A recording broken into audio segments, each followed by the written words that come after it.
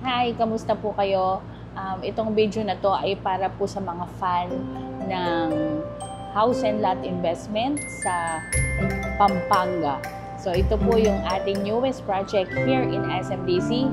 It's Symphony Homes, a house and a lot more.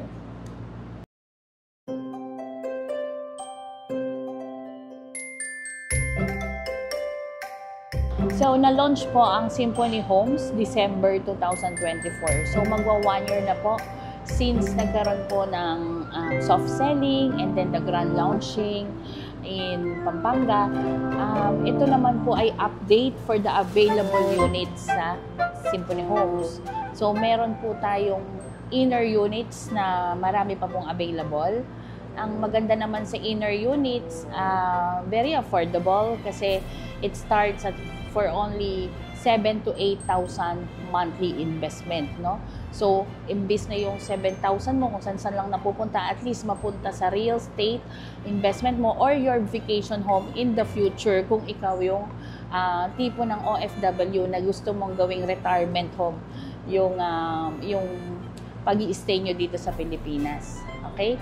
So, meron tayong inner units. And then, sa ngayon po ay sold out po ang 2-story corner unit and the end unit type. Pero, pwede nyo akong i-message once in a while kung mag-available. Pero, ito po yung pinaka-objective ng video na to. Kasi, hindi pa po na for sale, hindi pa po open for sale yung single attached na unit sa Symphony Homes. Yun po yung bukod na siya na talagang bahay siya. Hindi siya townhouse type. So, ang tawag po dyan, area single attached. Okay?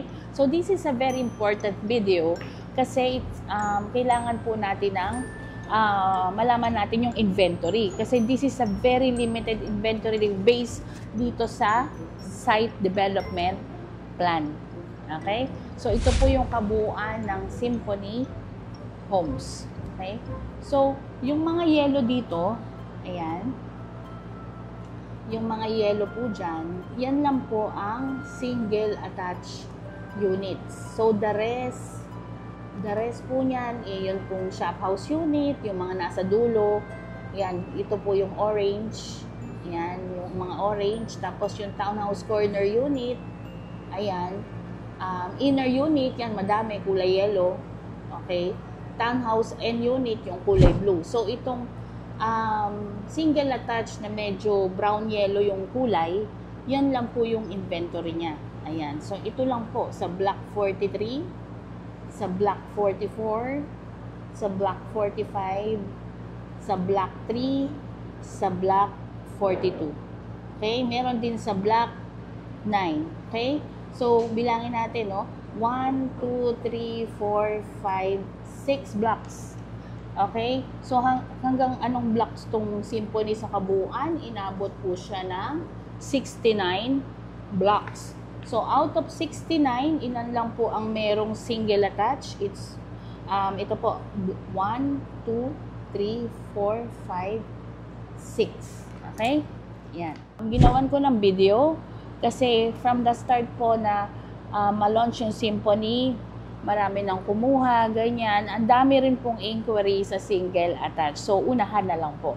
So, ganito po yung mangyayari dyan, no?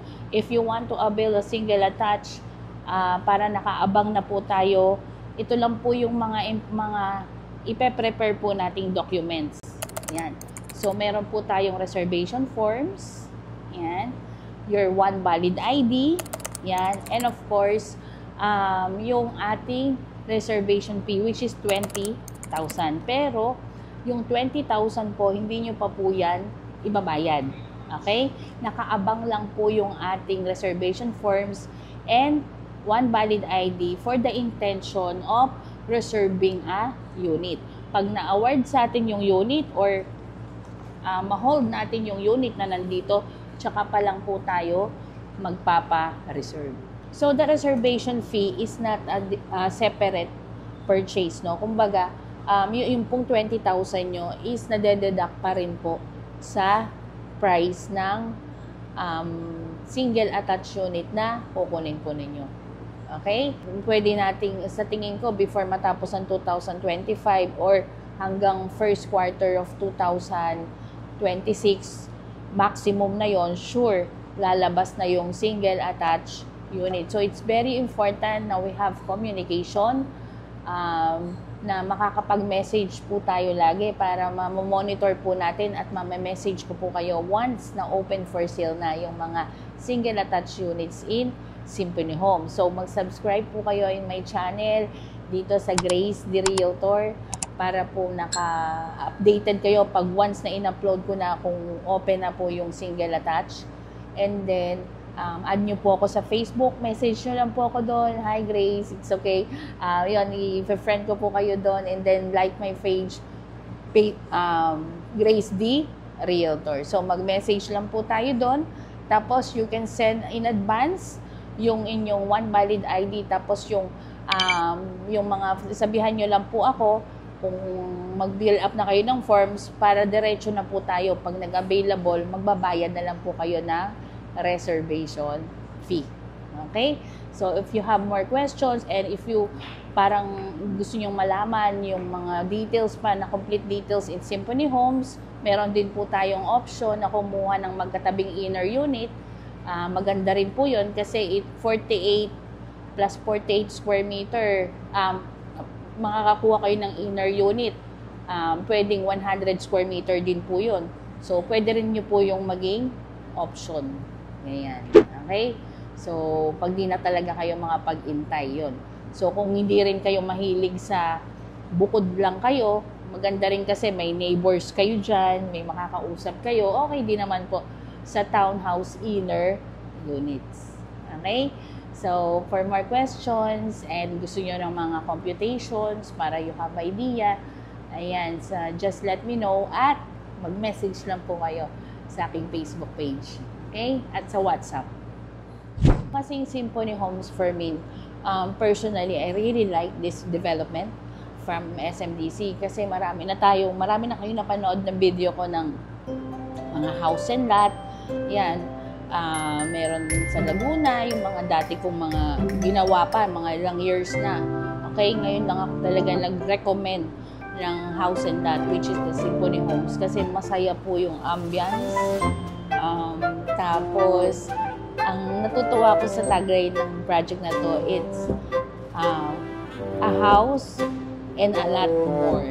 Okay, so kasi incomparable po siya sa mga ibang subdivision na usual. Ang dami niya pong amenities. Tsaka yung dating para kang nasa ibang bansa. Ganun po yung dating ng team ng project na ito. Okay? It looks simple lang pag ganito lang titingnan nyo. Pero pag napanood nyo po yung mga video ko sa Symphony Homes, yan, mukha po kayang Amerika. Para ka nasa Amerika. Tapos, ang dami niyang mga gilid-gilid na mga gardens. Hindi lang po siya focus eh. Yung ibang subdivision, focus lang sa amenities eh. Okay? Pero siya, ang dami niyang mga gagawin. No? Tingnan niyo, puro garden dito. Pwede ka mag-jogging. Yan. Tapos, yung bawat bahay, maganda yung layout. May mga garden. At marami siyang magagawa. Hindi lang puro swimming pool. May tennis, may basketball. Merong function halls at makikita nyo pa yung di ko na nga po masaulo lahat sa dami po ng amenities, lalagay ko na lang dito. Yan. So, hindi ka lang bumili ng lupa, hindi ka lang bumili ng bahay, kundi bumili ka rin ng lifestyle mo. Pag nag-retired ka, pwede mo rin vacation home, kumbaga investment na nakakapagpasaya sa'yo. Hindi lang siya puro money making, okay? Nagbibigay din siya na pwede mo rin siyang maging comfort zone at maging relaxing place for you. Okay?